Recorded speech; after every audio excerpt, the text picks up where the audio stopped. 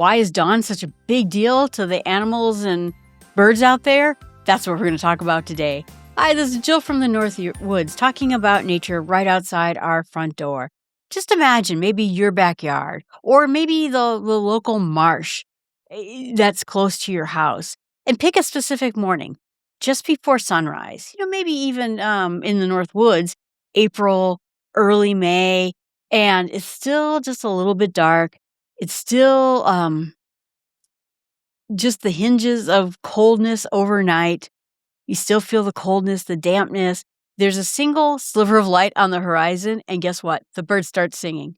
It's one bird, and then another joins in, and another joins in. Within 20 minutes, the trees, the shrubs, the skies around you are erupting in sound. Voices layering over each other, and it's such a beautiful sound. I get to hear this. I'm not a morning person, so the time I hear this is when I go camping. I mentioned before that when I went camping, there was this one. It was quiet at night. The birds go to sleep. They don't want to get picked off in the middle of the night, so they quiet down after sunset. But boy, there was this one bird, and he chirped basically all the way up till midnight. And then all of a sudden I woke up, I don't know, somewhere, like I said, around 5 o'clock in the morning, and had to go to the bathroom. So I got off my tent and I walked over to the bathroom. That bird picked up right there again. He was a single bird, and then suddenly he was joined by the cardinal, joined by the robin. And so when I hear dawn chorus, it's usually because I'm camping. And it is amazing. Once you've heard it and you've really, really heard it, it will it'll stun you. You'll never take a quiet morning for granted again. And the thing about the dawn chorus is it isn't random.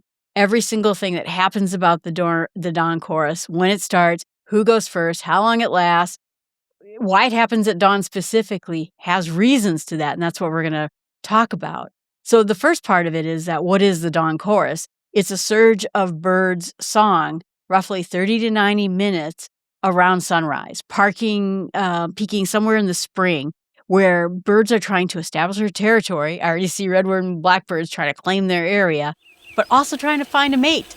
The men birds that sing are trying to attract their babe. And it happens year-round to some extent, but it's and then not so much in winter in my neck of the woods, but in other places of the world, it's year-round. But in spring, it's the loudest. It's the most complex, and most of the species are participating in it. And it's not unique to any place. I live here in the North Woods. You might live somewhere else. You too will have a dawn chorus if the season is right. And maybe if you don't have harsh winters, maybe it is all year long. But it happens on every continent where there are birds. And this will be the same phenomenon, and it is the same reasons everywhere in the world. Like I said, where I live, it's usually somewhere between late April through June.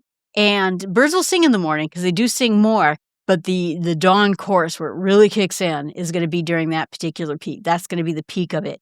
The morning that most species are simultaneously singing tends to be, for me, more like mid-May. It may be different for you, but when the spring migrants have arrived, and for me, they usually arrive, for the most part, by mid-May. That's usually where it's at. And when the spring migrants have arrived, they might not have quite settled in, gotten into their nesting routine. There is actually an international dawn chorus day that is held on the first Sunday of May. So people around the world try to go out specifically on that day and listen. This started in Birmingham, England in the 1980s and now has spread out globally. Like I said, mine comes a little bit later than that. England's a little bit more temperate than where I live.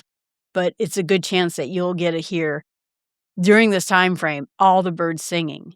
So why at dawn? The heart of this is that the birds are singing specifically the loudest at dawn. And there's a couple reasons for it. Is that, first of all, the light's still too dim to forage. So they don't have anything else to do because it's still too low. The insects aren't active yet. The insects are not warm-blooded creatures, so they are low activity when it's kind of colder in the morning. It's too dark to hunt. It's too cold to hunt. And so instead of wasting energy for an activity that's not at its best, they start communicating.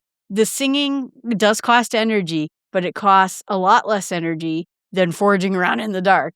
Dawn is essentially a dead time for feeding, so the birds fill it with social tasks that they're establishing who they are, where they're standing, and what kind of babe they're looking for. And that's what they're doing. Sound also travels farther and clearer at dawn. One of the most remarkable things about this is at early dawn, the sun heats up the ground and the atmosphere layers a little bit differently than it does during the day. So the sound waves actually travel a little bit farther along the ground level than it would at other times during the day. And so that means that the song being sung at dawn can carry maybe 2 to 3 times farther than maybe if you sang that same song at noon. The birds singing at dawn broadcast to a much larger audience. And that's really quite amazing about it. The hormones also peak for birds at dawn. In spring, the male songbirds experience a surge of testosterone, driven by, which is hormone driven, and that is triggered by the increasingly longer days. So the longer these days come in, suddenly the birds and their hormones kick off as part of their breeding season, and that makes them more aggressively singing in the morning time about their territory and about finding a mate. And right at dawn, that's when they're hitting their peak hormone levels, and the urgency is a little bit stronger at that point. And if you think about the dawn chorus as almost like a neighborhood roll call, every male in the area is announcing the territory. I'm right here, made it through the night, territory's still mine. And a male who goes silent in the morning is signaling maybe illness, weakness, and a rival might even notice that. A potential mate will not come because they don't hear the song, coming through. Showing up, singing loudly in the morning is like leaving your card, right? I'm here. This is my place. Come meet me for drinks, that kind of thing. It's a signal of fitness. Now, I can tell you that my bird is having some health struggles right now, and he stopped singing. And he is not, at this point, he would start singing. At this point, he is not singing. And so I think if a bird is not feeling well enough to sing, it means that they're not well enough to attract a mate either. And it's a signal, right? It is definitely a signal. So then comes the other interesting question about what is the order of the birds. Is it random? Does just one bird kick it off? And different species don't join in at a very specific, predictable time related to sunrise. And they call this sequence the sequence of onset. And it is consistent enough that you can actually, I don't say tell time, but you can see how the morning is progressing by listening to which birds are actually singing. So the early singers, the ones who go first, tend to be the birds with the largest eyes relative to their head. That gives them more light. The birds can see well enough to function. Remember, I mentioned before that once you start singing, it is putting your business card down saying, this is my area, I'm here. But it also means that if you were a predator, the predators see better in lower light, and if you can't see that predator coming at you, you won't be able to get away. It makes a bird vulnerable at that point. So what you'll see is that robins are very famously early singers, often starting about 30 to 40 minutes before sunrise. Towhees, wood thrushes, ovenbirds, early risers too. And so when you start hearing the robins sing in the dark, it's about to open this whole dawn of chorus coming up in the morning. In fact, in my backyard, sometimes when I'm trying to sleep, in wintertime, I can't really tell what time it is unless the light has come up. But sometimes it is pitch black out there, and I will hear the robins go, and then I'll hear the cardinals go. And then it's a signal like, you got this much time left on your alarm system, so I know it's coming soon. The middle layers are often more like the song sparrows, yellow warblers. These are going to be the smaller birds, common yellow throats, red-winged blackbirds, and that means that they add to this kind of complex of sound.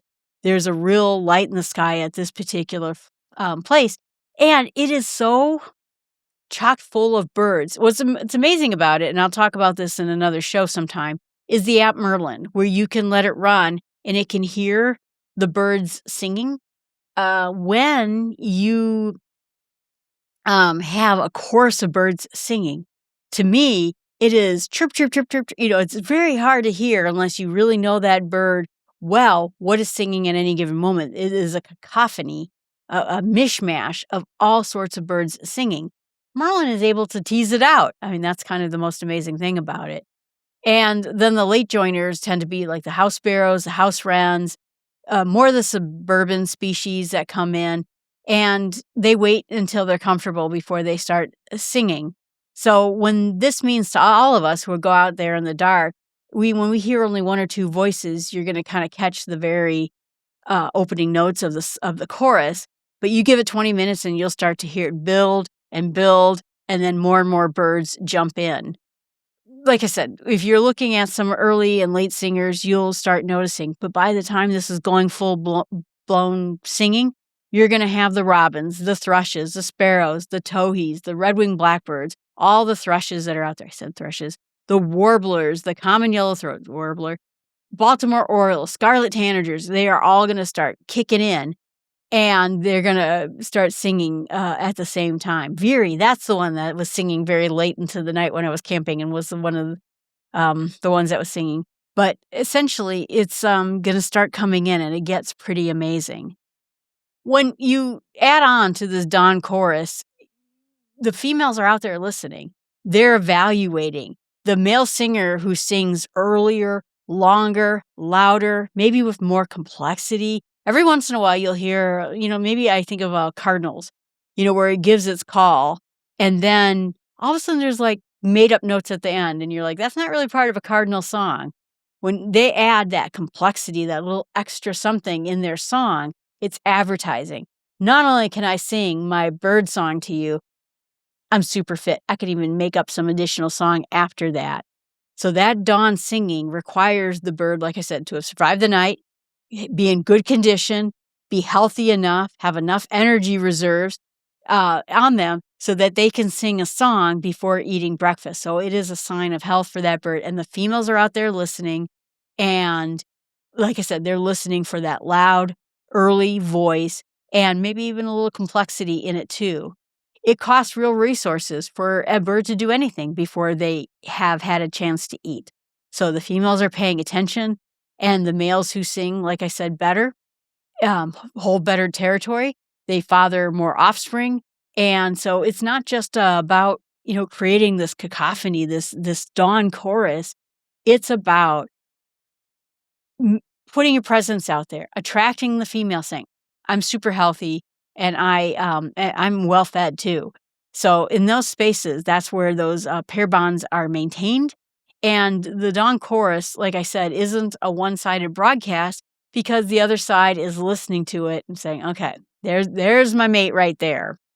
So one thing to mention that when we look at the dawn chorus in the broader sense of things, it is also more than just the birds.